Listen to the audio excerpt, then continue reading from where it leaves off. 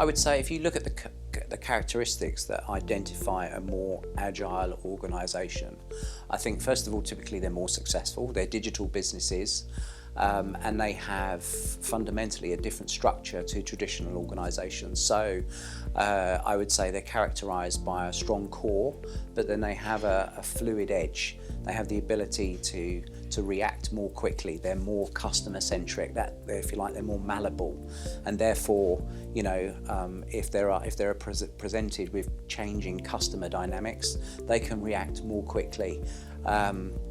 And as a result of that, they tend to be more productive.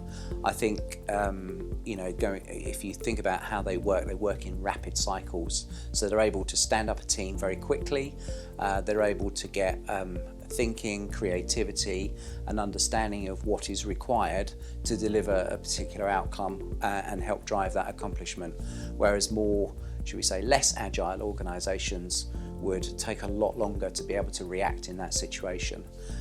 If I give examples of organisations that we have engaged and worked with, Aon, I think, is a prime example.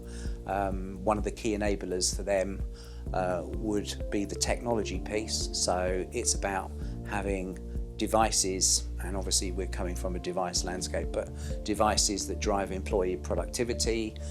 They have the right tool suite in order to drive collaboration. It drives the innovation piece, and then it's also understanding that, you know, most people have to work in a mobile environment, so therefore they have to have technology that enables them to be mobile. I would say part of that is also the working environment. So being in an office space that's no longer cubicalized, but has collaboration areas, breakout rooms, quiet rooms, agile desking or hot desking. You know, it's a number of those things. But then I would say it's also, the key thing is, as I said, the empowerment of the people within that organisation. Yeah. Okay, so I think that the things that would characterise organisational agility are ability to deal with changing market, changing of environment that we're operating within. I would also say it's an ability to deal with technology changes in a rapid manner. And I think if you look at some of the macroeconomic activity that's happening right now, if you think even about Brexit, although nothing much is happening with Brexit, it would appear, but we need to make sure we've got the ability to deal with the results of the Brexit campaign. That's rubbish, so we'll just start that again. So I think that it's an ability to deal with changes in the marketplace, changes in the environment. Also, particularly for me and my organisation, it is an ability to work with, partner with, and also be able to deal with the challenge of fintechs and other startup organisations. If you look at organisations like Starling or Metro, etc., these are all startup companies to a certain extent, and we need to be able to deal with that as a somewhat larger organisation and still have that startup mentality within our organisation itself. The follow-up question about, is there a benchmark? I actually think that's very interesting, because I think that's almost oxymoronic to say there should be a benchmark for an agile organisation. As soon as we set a benchmark, people start trying to aim for that, and they forget about what they need to do to be agile in that changing environment. So rather than continually challenging oneself, you might think you hit a mark and then you get comfortable. So I think the point is that you need to keep challenging yourself to hit that agile capability, that agile organisation, and keep pushing and pushing and pushing the boundaries.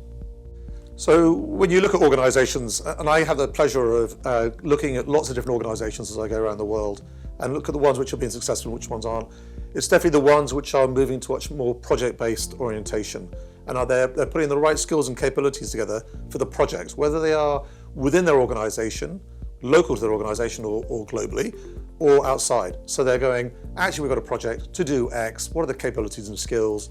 Let's go and do that. Now, when you start going across the whole of the organisation, you start looking at culture and the way the culture works to either enable or hinder projects and change.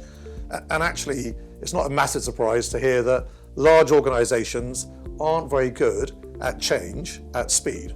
And there's a great professor called Donald Saul, who's at MIT, and he does a lot of work around something called active inertia.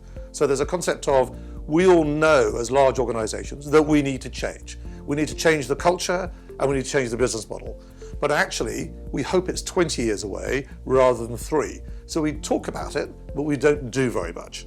Right? And that's very visible from the outside. Of course, there are some famous examples. There are Kodak, for example, and they had their Kodak moment, if you like. They invented digital photography back in the 70s. They actually even bought their first photo sharing site, but they didn't actually embrace the change to a new business model. They carried on thinking they just needed to sell paper and cameras and film. So actually they suffered horribly from active inertia, and Donald Searle talks a lot about the Kodak story. You should read his papers, they're great. Well, I believe it actually may last a lot longer than 100 years. At least going to an organism-based approach is a natural approach. I think we've seen over, especially more recent years, how unnatural things that we've introduced into society actually are unwinding themselves. They're not proving very good for society or the environment. So looking towards actually natural things will last, actually, I think at least, a lot longer than 100 years, perhaps 1,000 years. It is natural. The environment has developed over many millions of years, and I think there is a lot that we can actually learn from that. So heading towards that approach, in my opinion at least, is, yes, quite a good approach.